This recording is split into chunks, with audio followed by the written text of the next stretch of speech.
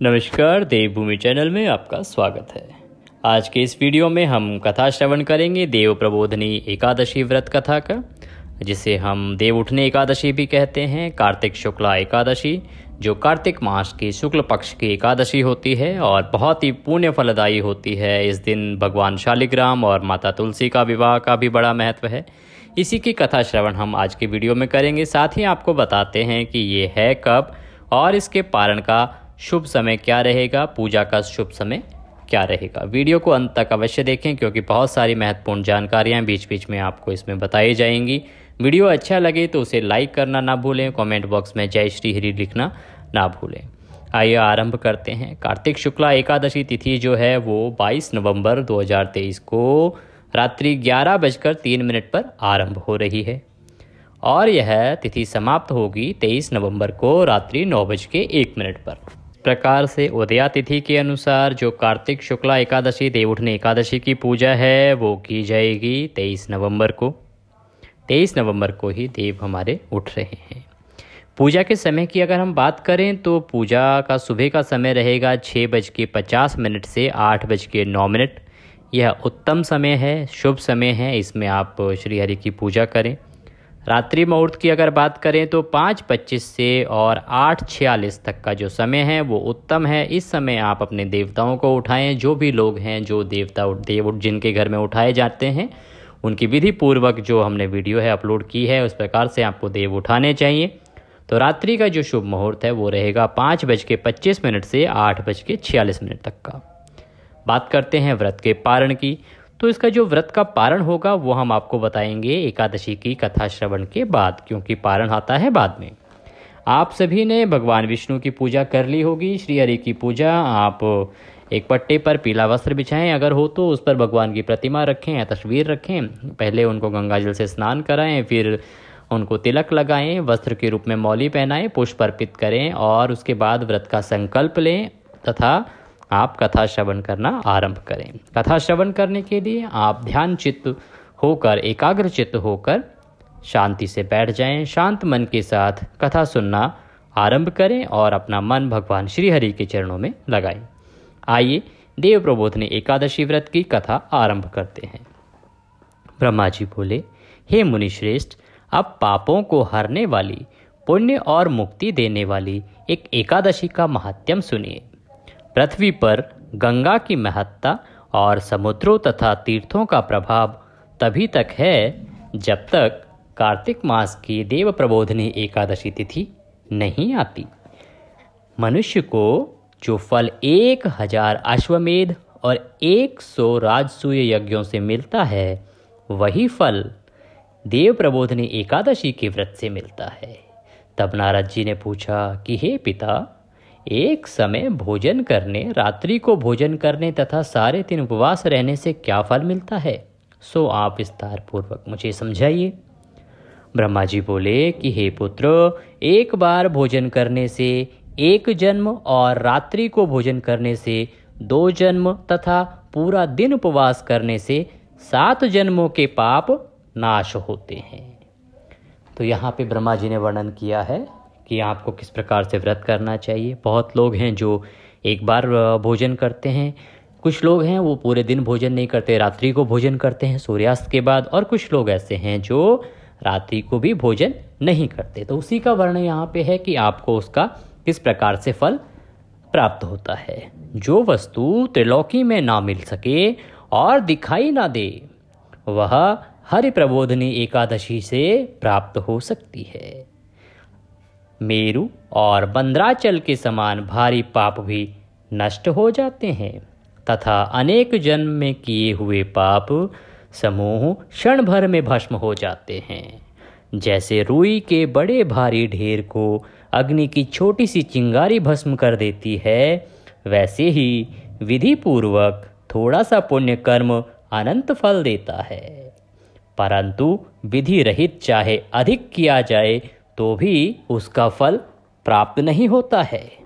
संध्या न करने वाले, नास्तिक, वेद निंदक, धर्मशास्त्र को दूषित कहने वाले, दूषित करने वाले, मूर्ख, दूसरे की स्त्री का अपहरण करने वाले, पाप कर्मों में सदैव लगे रहने वाले, धोखा देने वाले ब्राह्मण अथवा शूद्र पर, या फिर पर स्त्री गमन वाले, ब्राह्मणी से भोग करने वाले, ये सब चांडाल के समान हैं। जो विधवा अथवा सधवा ब्राह्मणी से भोग करते हैं वे अपने कुल को नष्ट कर देते हैं। पर स्त्रीगामी के संतान नहीं होती और उसके पूर्व जन्म के संचित सब अच्छे कर्म नष्ट हो जाते हैं।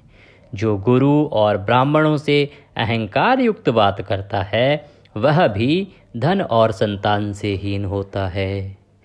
भ्रष्टाचार करने वाला, चांडाली से भोग करने वाला, दुष्ट की सेवा करने वाला और नीच मनुष्य की सेवा करते हैं या संगति करते हैं, यह सब पाप हरि प्रबोधनी के व्रत से नष्ट हो जाते हैं। तो भगवान ब्रह्मा जी बता रहे हैं कि किस प्रकार से जो देव प्रबोधनी एकादशी है उसके व्रत का महत्व है और वह कितना शक्तिशाली है कि इतने बड़े बड़े जो पाप हैं वो भी मात्र एक देव प्रबोधनी एकादशी के व्रत से दूर हो जाते हैं और भगवान श्री हरि का सानिध्य प्राप्त होता है।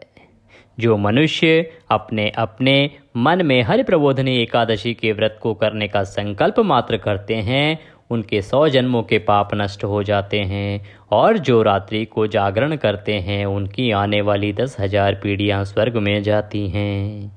नरक के दुखों से छूटकर प्रसन्नता के साथ सुसज्जित होकर वे विष्णुलोक को जाते हैं। ब्रह्म हत्या आदि महान पाप भी इस व्रत के प्रभाव से नष्ट हो जाते हैं। जो फल समस्त तीर्थों में स्नान करने, गौ, स्वर्ण और भूमि का दान करने से होता है, वही फल इस एकादशी की रात्रि को जागरण से मिलता है। ये मुनि शार्दुल, इस संसार में उसी मनुष्य का जीवन सफल है जिसने हरि प्रबोधनी एकादशी का व्रत किया है।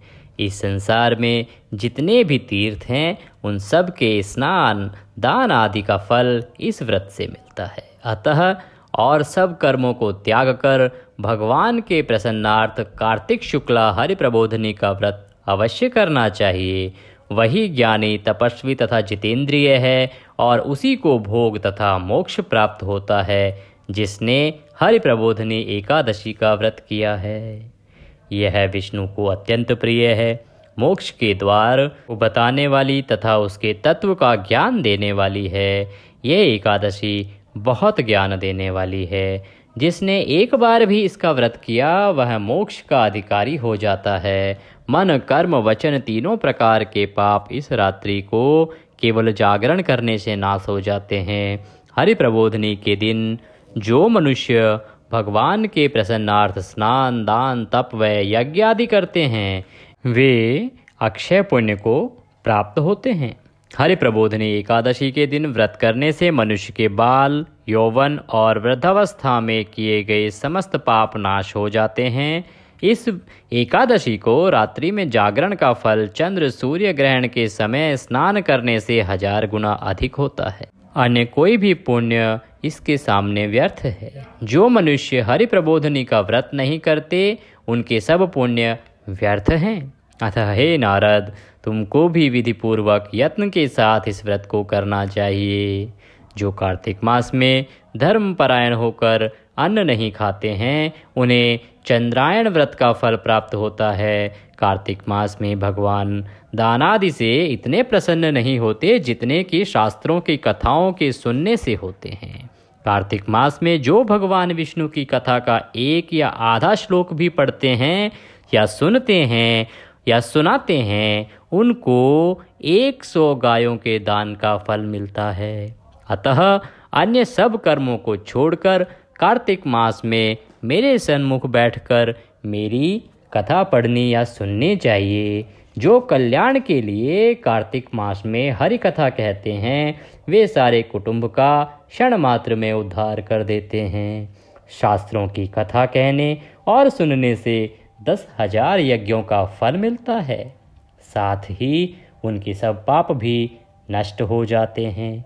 जो नियम पूर्वक हरि कथा सुनते हैं वे 1000 गोदान का फल पाते हैं। श्री हरि विष्णु के जागने के दिन जो भगवान की कथा सुनते हैं वे 7 दीपों समेत पृथ्वी के दान करने का फल पाते हैं।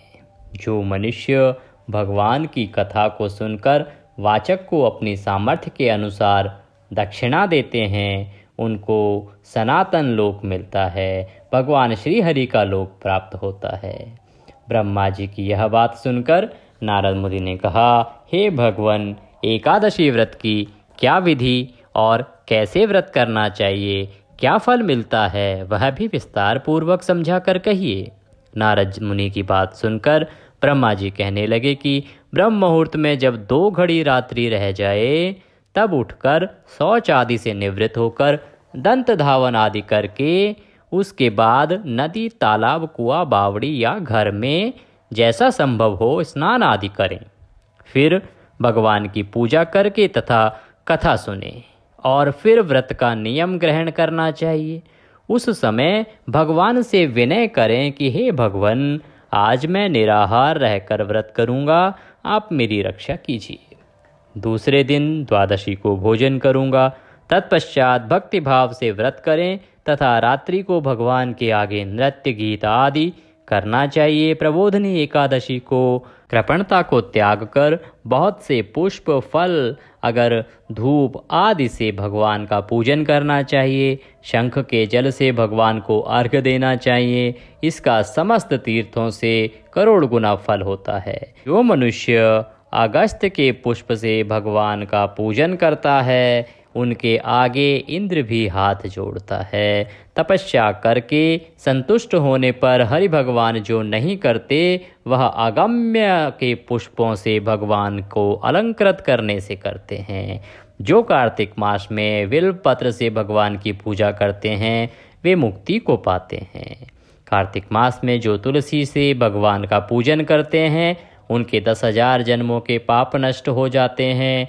तुलसी दर्शन करने, स्पर्श करने तथा कथा कहने, नमस्कार करने, स्तुति करने, तुलसी रोपण, जल से सींचने और प्रतिदिन पूजन, सेवा आदि करने से 1000 करोड़ युग पर्यंत विष्णु लोक में निवास करते हैं।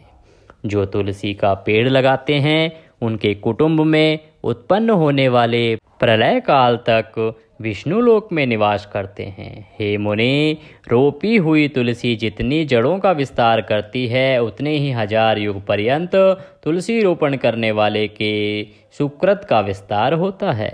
जिस मनुष्य की रोपण की हुई तुलसी की जितनी शाखा, प्रशाखा, बीज और फल पृथ्वी में बढ़ते हैं, उसके उतने ही कुल को बीत गए होते हैं तथा होंगे 2000 कल्प तक विष्णु के लोक में निवास करते हैं।